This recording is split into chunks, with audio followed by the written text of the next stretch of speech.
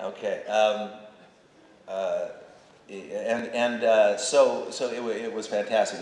It was a really good cast and crew. Very difficult because this was a movie. I'm getting a little off topic, but I think it's kind of interesting to note. This is a movie that came right after John Hughes released Home Alone. Very recently had released Home Alone at Fox, having where it had been taken when Warner Brothers decided they didn't want to do it. Now he's back at Warner Brothers with Dennis the Menace. So what did you think John Hughes was going to do to Warner Brothers? Anything he wanted to do. You get what I'm saying?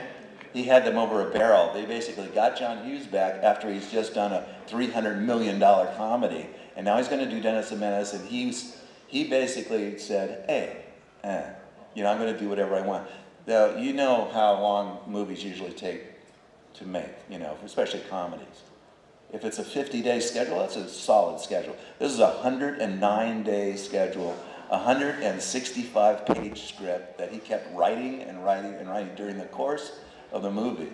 So it was an interesting phenomena. And to get back to your question, the actors were all very wonderful and easy to work with, and Walter Matthau was just fantastic. Okay. Who else has a question up here?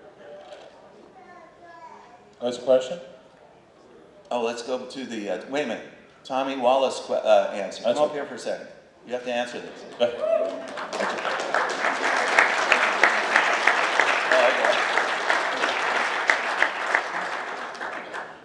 Okay, good. Oh, yeah, he has another thing. Okay, the question was, now you have to say it diplomatically.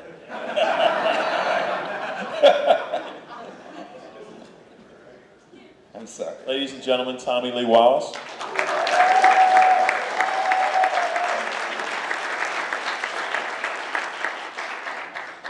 Hello. The question was what the deal with Halloween 3 was, and the time for the rest of the week. What the deal with Halloween 3 is. My deal was...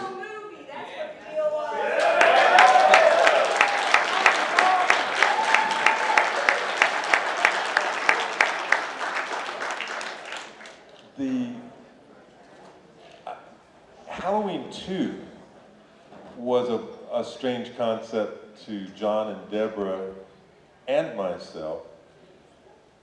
You've got to remember that was in a time when sequels weren't just automatically happening all over the place. It was still, that idea was still just getting rolling.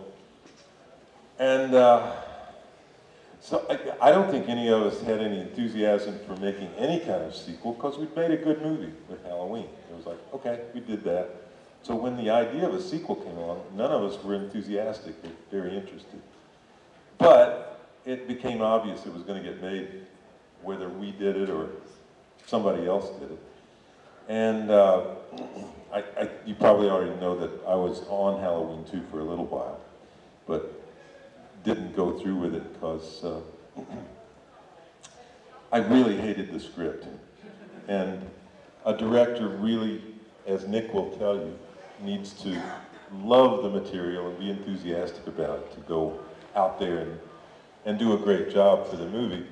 And so in good conscience, I couldn't fake it. It was a nice opportunity, my first possibility to direct, but I had to say no. Well, cut to sometime later, and they called me for this other movie that was going to get made, and by this point, sequelitis was going nuts.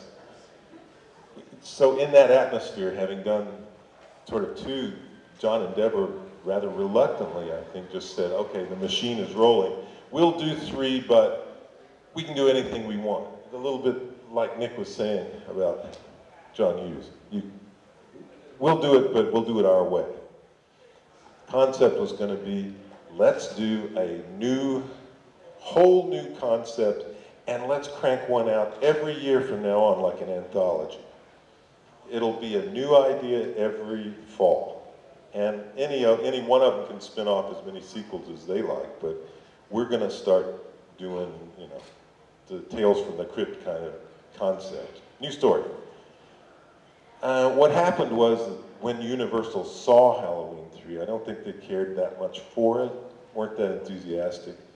And so this concept, in order to be successful, had to be rolled out very carefully with a lot of advertising and a lot of setting up of here's what we're trying to do and getting the audience ready for this whole thing. And they didn't do any of that. They just kind of fired it up there. And right up in the corner of the advertising, it said in tiny little letters, all new. Oh, what did that mean, you know? It meant nothing. And as a result, of course, the backlash was kind of ferocious. And where's Michael Myers? Where's the shape? Where's the big knife? And it took let's say put it this way, it took an awfully long time for really sweet and wonderful people like you guys to come to form a kind of quorum that appreciates that movie.